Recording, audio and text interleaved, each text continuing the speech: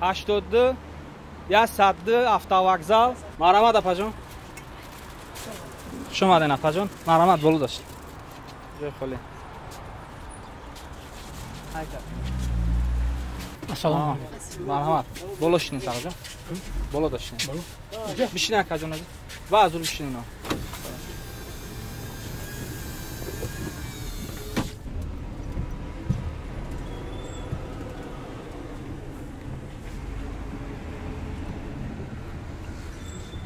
Айбари боло бишинин апаҷон. Ана.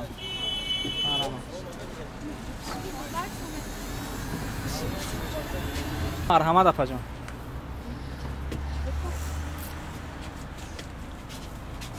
بیا تقو جان. مرحمت تقو جان. از باری بابا. سلامت باشین. سلامت باشین تقو جان. بخشه بچه.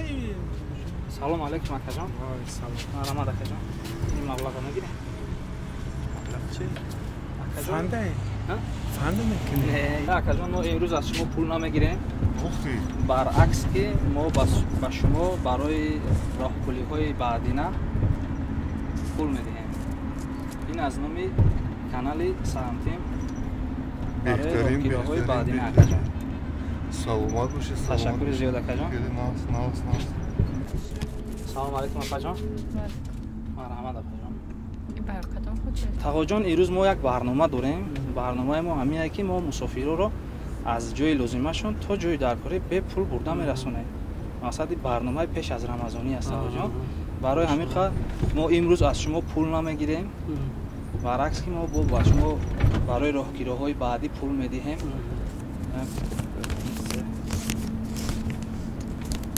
این تقو جان به یگان کمبودی گیرید. مقصد برای راهگیری‌های بعدی ما امروز از شما پول نمیگیریم. برعکس برای راهگیری‌های بعدی پول میدیم. تشکر. سلامت بشه. سلام علیکم اکا جان. این اکا جان. سلام علیکم اکا جان. مرحمت اکا جان. اکا جان من با شما یک سوال داشتم. توکل کردن به خدا رو چگونه شرح داده میتونه؟ همه وقت با خداوند یقینی خداوند رزق دهنده است و خود رزق میده با خود در کوشش میگیرد و همه چی با خداوند شکر کردن در کار. همه وقت شکرگزار کردن در کار.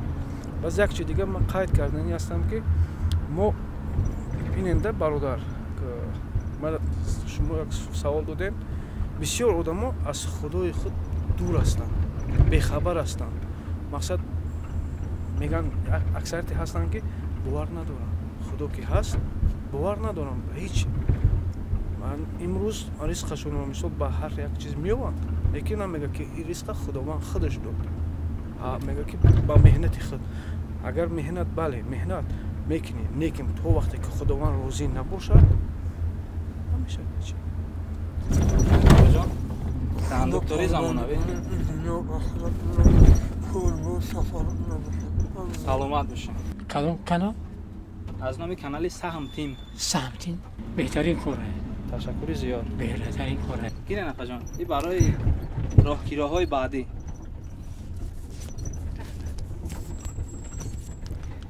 سلامت باشید. این از شما از دادن ما. молодец. дар ягон ҳолатое ки мисол дар зиндагӣ душвориҳо пешрӯ мешавад бар касе ки набошад дар кадом коре ки набошад бояд роҳ афтода нашаванд. шели гуфта будем фақат такягоҳ ба парвардигор кунанду ҳамаи мушкилие ки зиндагӣ дорад паси сар мешавад. фақат ба забони русӣ гӯем агар позитивна фикро дошта бошанд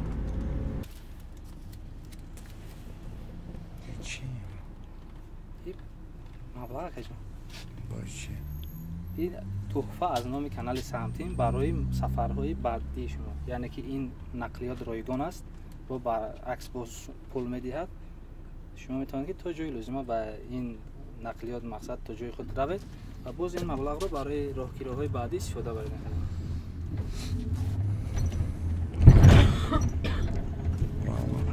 زندگی قیمشنایی بخدو که نمیدونی ای چی سر کنی بدیش تموم کنی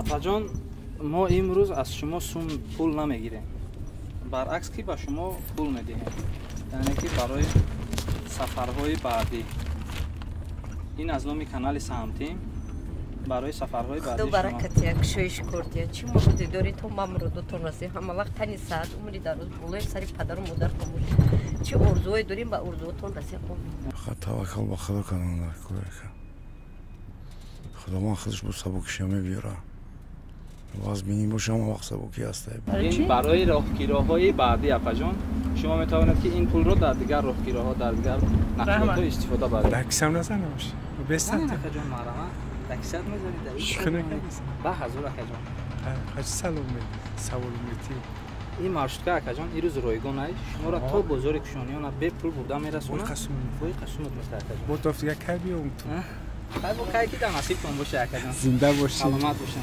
апаҷон مرحمت این از نام کانال Самтим است توکل کردن به خدا همه جایی گپ میگن خطا میکنن در اول کار خودت اجراش ببرو بعد توکل به خدا که ها ما به کجای دادن خدا در راست باش میگن یعنی که هم دلت قطعی گپ زد یک کس بدی نکن یک کس زیان نیار یک کس دشواری نیار یک کس مثال دروغ نکن یک جا را ویران نکن خیلی عباد کاری دیگه چیز همو خدا این ماشین ایچه بمون یک یه همون توکل به خدا که درش هویمون ایروی آداب نیست تو درش محکم که ماشین تا خانه تا خلف محکم که تریزر محکم که بعد توکلش به خدا میکنی در تا هویمون تریزر تا هویمون ماشین تا هویمون بزا بر که جای میره ای عقیده نادرسته ای اول عیودش ببرو خدا عقل داده هم در تا محکم که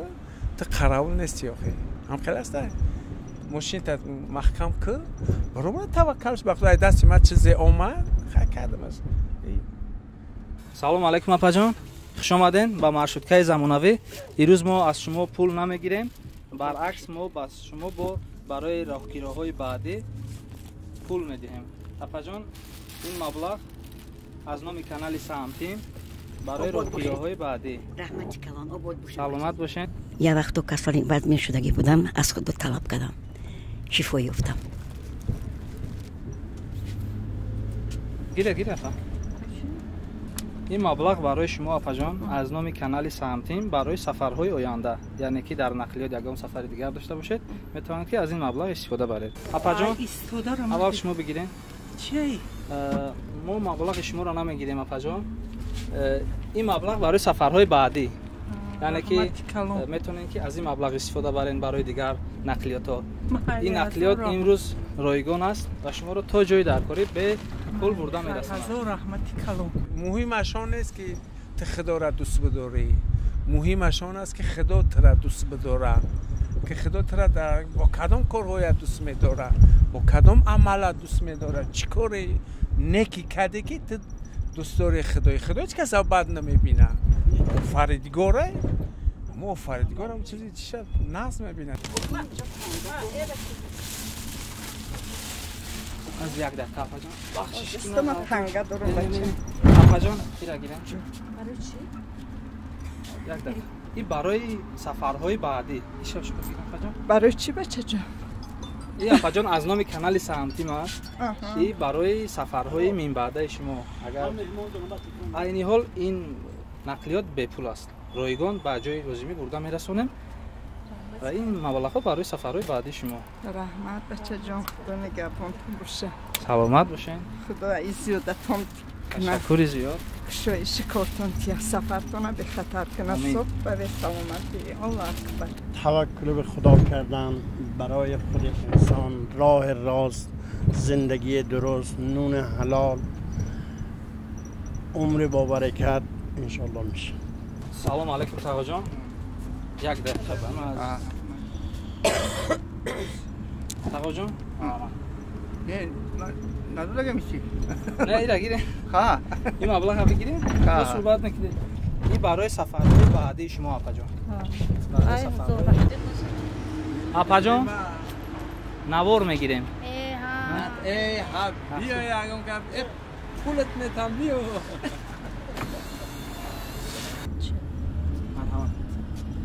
این مبلغ برای سفرهای بعدی شما آقا جان از نام کانال سمتین مقصد که این نقلیات کاملا رایگان است تا جای درکاری برده میرسونتون و او مبلغش برای راهگیری‌های من بعد شما مرحمت آقا جان این مبلغ برای سفرهای بعدی این نقلیات ما امروز رایگان است هر روز همی کوشانا میم هر روز هستم مرشد ما 6 تا گیرم تصفر است اکا همه دو هر رقم تلفن میگیره که اکثر زنگ میزنه همه بده تقدیر تشکر زیاد این نامی کانال سمتی ما آقا جان ما این روز تصمیم گرفتیم که یگان مسافر مبلغ نگیریم و برعکس مبلغ شون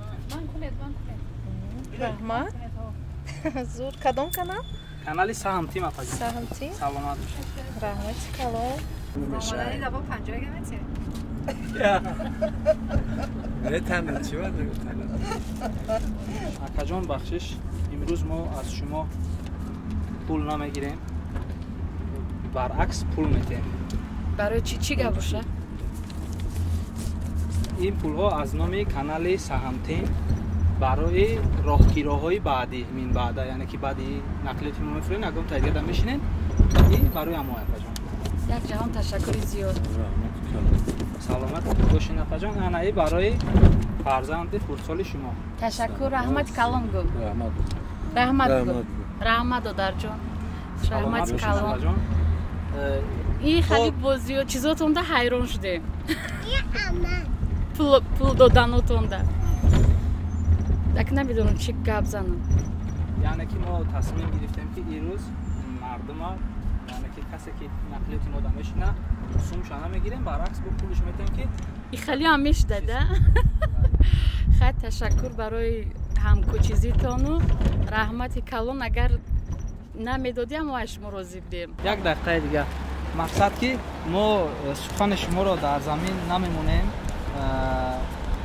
ما هر یک که مهمانی که میشینه قدر میکنیم برای شما یک شوخی کردیم و شوخی شما را رحمت سلامت باشید نوروزی ها کردید روز خوب داشته باشید رحمت کلام سومت ما جان برای راهگیری‌های بعدی رحمت کلام تشکر بچه جان 100 ساله شبیه اینا برای جیانچه خردسال ما رحمت خیلی میشه برای سفرهای بعدی تو آقا جان امروز ما شما پول نمیگیرم برعکس با شما ده پول میتونم آقا جان این برای راهگیری‌های بعدی تو نه از نام کانال سمتی ما آقا جان ما امروز تصمیم گرفتیم که همین نقلیات در کسی که میشینه رایگان به جاش برسونیمش و باز پولش بدیم که با راهبری کنه آقا جان رحمت برای این سهمتون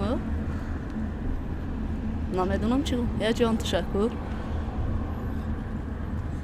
تمام بهترین یعنی که در هیجان افتاده در هیجان یکم بار در حیاتم یکم بار این چیز خیلی واخوردم خیلی چی ساقط نمیدونم گفتن یا بسیارم قدر میگم رحمت شوخی بیرون به شوخی هر کاری که میکنیم به شوخی هست جان کاری شما میکنید کاری سمی کاری مسلمانی ای باور کرده نمیای مسلمانی یا بچه یا کس خرسان کردن گپ در اون مبلغ بله چی نیست گپ در یک کس خرسان کردن با کدام راهی نباشه گپ در مبلغ نیست سخن نیقت یعنی آدم خرسان کرده همین خودش یک عیوی ادبی انسانگری همون و گفتاری نیک پینداری نیک رفتاری نیک میگیم که همین را ما اگر که کنیم عالم گلستان میشن از کجا تماشا کنیم خودمونه کانال سمتی ما جان سمتی بله دکتری زمانی برای کار شما با سلامت باشین جان شما دن جان روی سفید باشون برای کار